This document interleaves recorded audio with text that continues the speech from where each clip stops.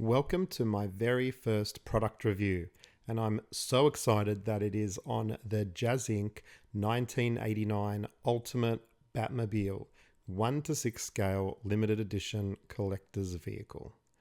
Now, looking at the box, it is very high quality with glossy images and plenty of information about the Batmobile and the product itself.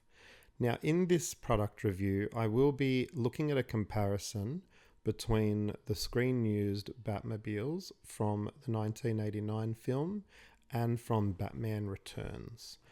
Also, we'll be comparing with the Hot Toys 1:6 scale Batmobile.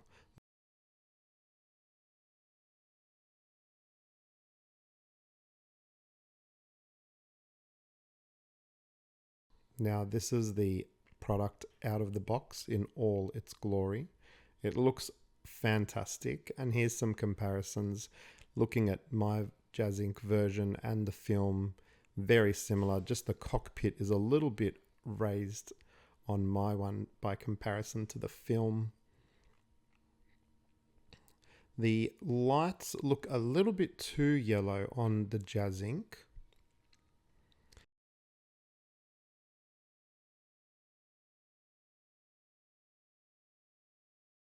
This is a 3/4 view, looking great in these angles, and this is the first shot from the film. They do look very similar. That's with the cockpit open. So very great shots here of the cars.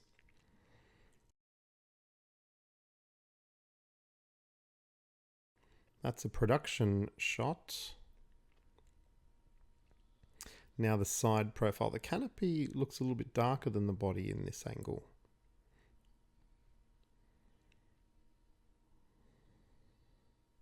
The side profile looks great. The tires look very good. The hubcaps, to me, seem a little bit too much on the gold side, but we will have a look at more of those shots later. Interestingly enough, I discovered a lot while looking into the Batmobile over the last week and a few days of having the Jazzinc version. For example, I didn't even know the screen-used Batmobile had the chain that you can see here.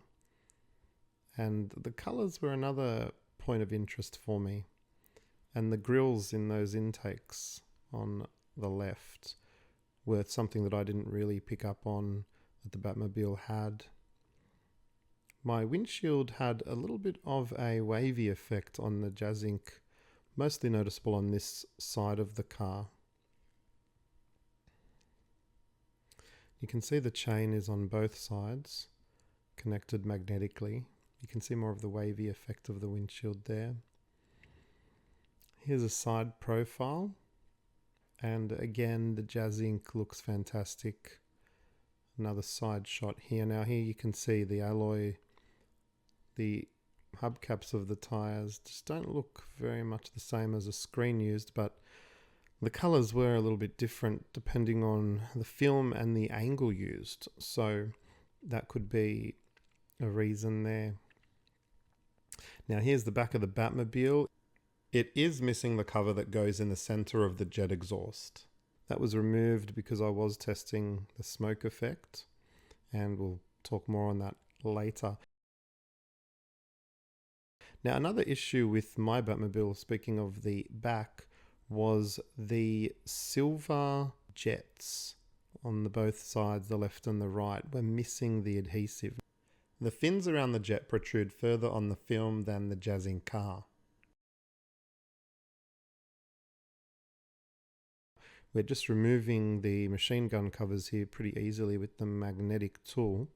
And the issue I was having here, now this is the left side of the vehicle, and the left machine gun is very loose, and you can see that I'm spending a bit of time fussing with the machine gun to keep it upright. I'm not sure why the tip of the gun was removable. I don't see any practicality there, but I was just showing that it can be removed, and then it just sits in, doesn't really stay very well, and I'm still having a hard time fussing to keep the machine gun upright. that flap does come up and then goes and does clip down to cover the bullets. But as you can see, fussing with it is quite frustrating. It wants to keep sinking. This is just a close-up shot of me trying to get it to stay in an upright movie position, but it was very, very difficult. Eventually you can get it to stay in somewhat of an upright position like you can see here, but not the same as the right side. And you'll have a look at the right side as well. The machine gun does look close to the movie. This is the right side by comparison, and you'll be able to see here how much easier it is just to pull the machine gun up and have it lock into some kind of movie accurate position. Very minimal fuss. Even articulating the machine gun up and down, you will notice that it wants to stay in the right position. So there is an issue with that left machine gun. And I'm not sure if that's just an issue with mine, but here you can see that we've got the guns in somewhat of a similar position to each other. And what I also noticed here on the Jazzinc and the Hot Toys version is that the bullets actually come from the middle of the car, whereas in the movie you'll notice that they aren't so symmetrical. So you'll see a comparison. But the left side bullets are supposed to hang from the far left. So they should be showing there on our right, but they're on our left for that right side. Now, here you can see the bullets are on the right, and on the Jazzinc they're on the left, and the machine gun has some kind of a handle coming through it, which it didn't on the movie car. And here you can see another angle of the Batmobile. And now we come to the discs. Now this is the disc compartment, which just pops open by finger, and I did pull it quite far out, and that's die-cast metal discs, which are pretty cool. Something you don't really see in the movie so clearly. I will show you a shot of exactly how much of the disc you do see, but that's pretty much it in Batman Returns, circled there. That's as much as you see. Now this is a side-by-side comparison, so obviously not exactly screen accurate, but has to position the discs in the Jazzinc version. Now we come to the grapnel that comes out of the side of the car. This is a side-by-side comparison of the actual piece. And you can see that it looks very similar to the movie, obviously without the tiny little groove details at the top that you can see in the film, because that would have been very difficult to emulate. Now this is a very fragile piece for the grapnel. The Hot Toys one was much more stable and easier to protrude. You can see the one I got came with a missing part to it.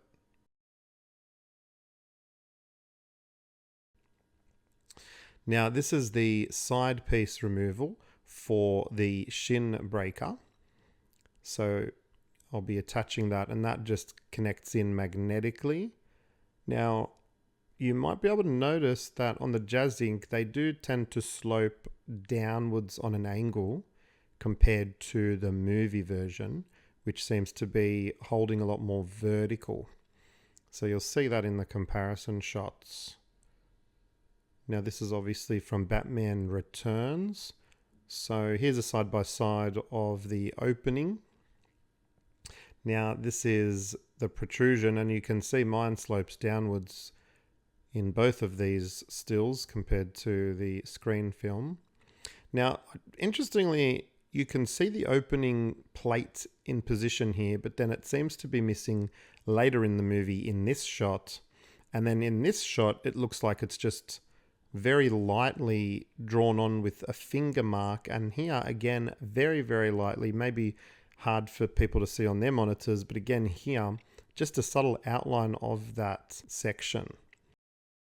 Now this is opening the canopy. You can see that it is a bit loose on opening, and then you have to push it a little further to get it all the way. And it doesn't sit quite horizontal. So it tends to slope on that left, on our left. Now to remove the canopy, you just pinch the sides, pull it back, lift it through the groove and it lifts out. And then to put the canopy back on, it's just the reverse. Put it back into the groove, then push the sides back in, and then it's pretty easy to open and close. So that's a good point, that it is easy to open and close. Now, interestingly enough, there is a rod, and I only really noticed this upon inspecting the Batmobile for this review, and then the rod disappears later in the film. So the Jazzinc doesn't come with the rod, but it does have the rod, I suppose, housing.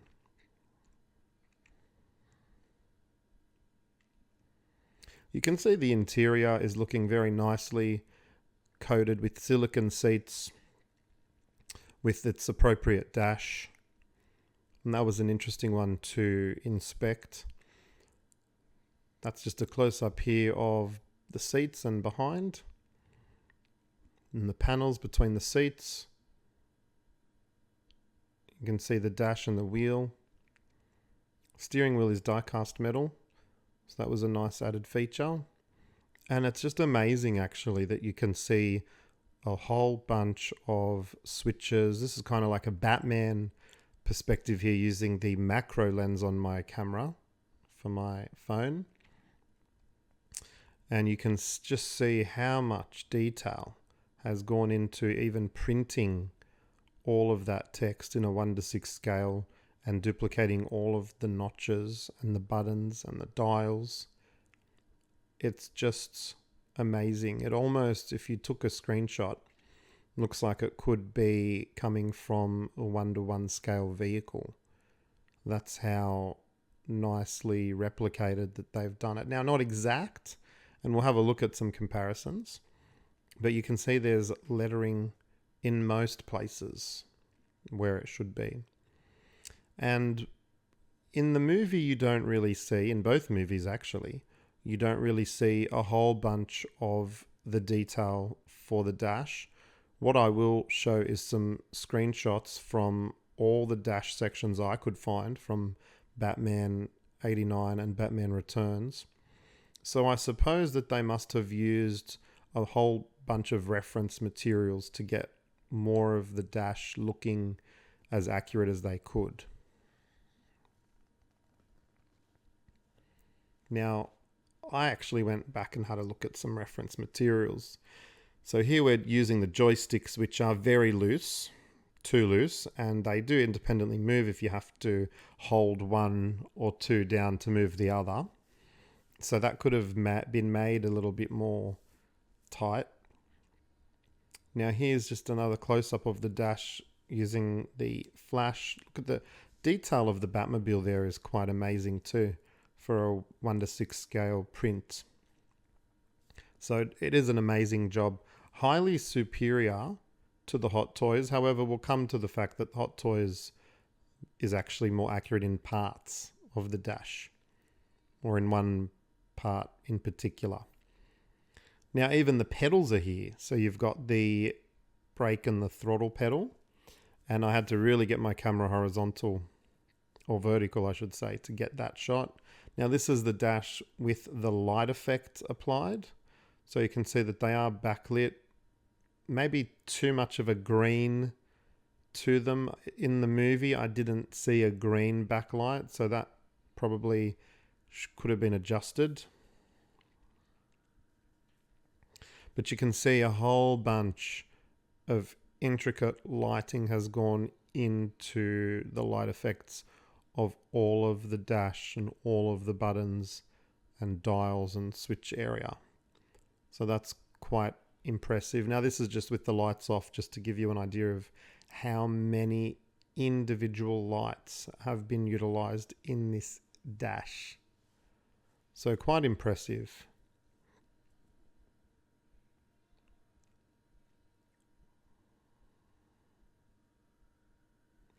So here's a little comparison. Now, in this Batman 89, there's not a whole lot shown, but in Batman Returns, there's a bit more. Now, you can see that the fuel dash is a little different.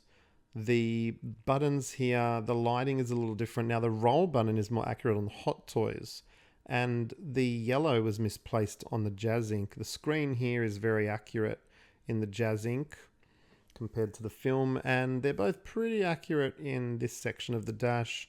Hot Toys is missing the labels for the stick. Jazzinc got the labels correct, and this is just a comparison of the chair. The rest should be probably tilted back more, but then the headrest in the movie randomly is shown raised. So that was a discrepancy in the film that I found. So now we're going to look at the rotator device. That Batmobile just sits on the rotator quite nicely. You can see I'm adjusting the position there, and then that allows the Batmobile to rotate quite smoothly. So that's a nice little display feature if you wanted to have the Batmobile elevated, and that just relieves the pressure from the tires, and that way the rubber tires are not compressed for prolonged periods of time. Now this is a comparison of the rotator. They're both black, which is good, except for the Hot Toys, which is silver.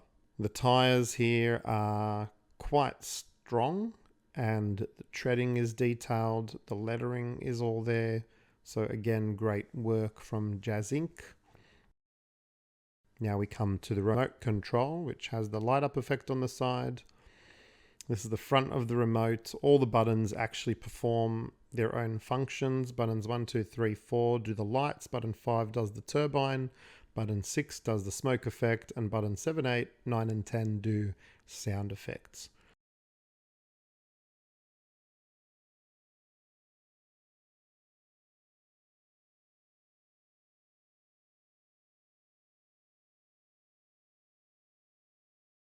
This is the back of the Batmobile with the cap that is placed in the center of the jet exhaust. This is just showing you with the lights off, and you can see that it does give a good fiery type of effect because of the flashing of the lights. They are the front headlights, and again, I think they are a little too on the fluoro yellow side, and they probably needed to be a more orangey yellow by comparison to the movie.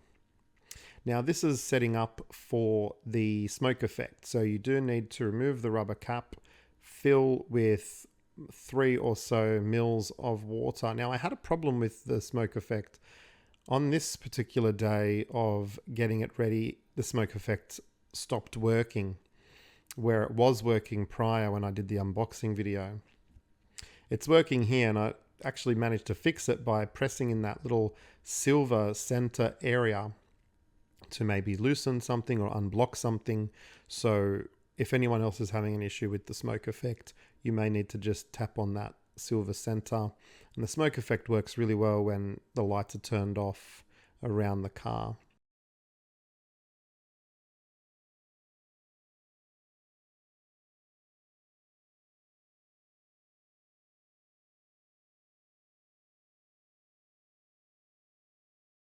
Now this is the spinning turbine, and that's another feature I didn't realize was in the car. This is just to show you some colors.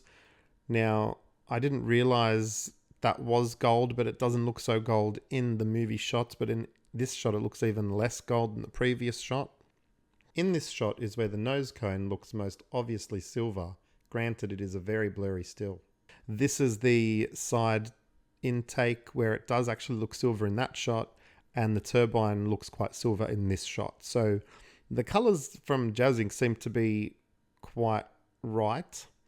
Now here we'll have the sound playing.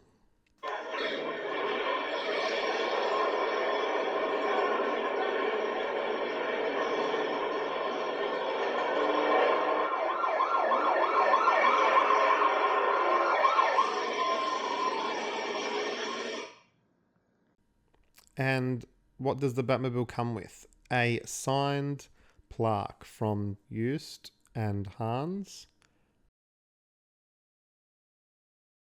And it comes with a Batmobile book, which is quite a nice add-on, and it does have plenty of information about the Batmobile and the production of the Batmobile. So that will make for a good read.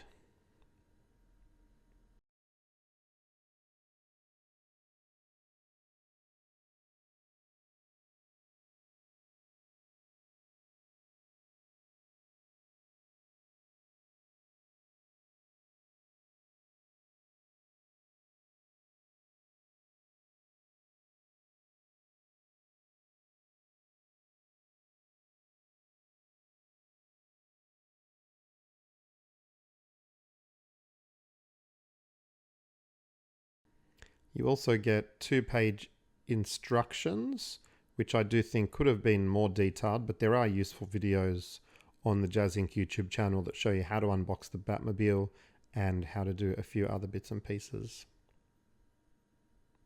Now, some issues I found were scratching on the hood at the back.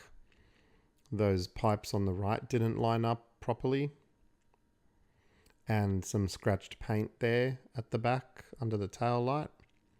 And there seems to be quite a lot of scuffing on the top, the highest point, and I think that could be a delivery issue where the top wasn't wrapped as much as it could have been. But thank you for watching.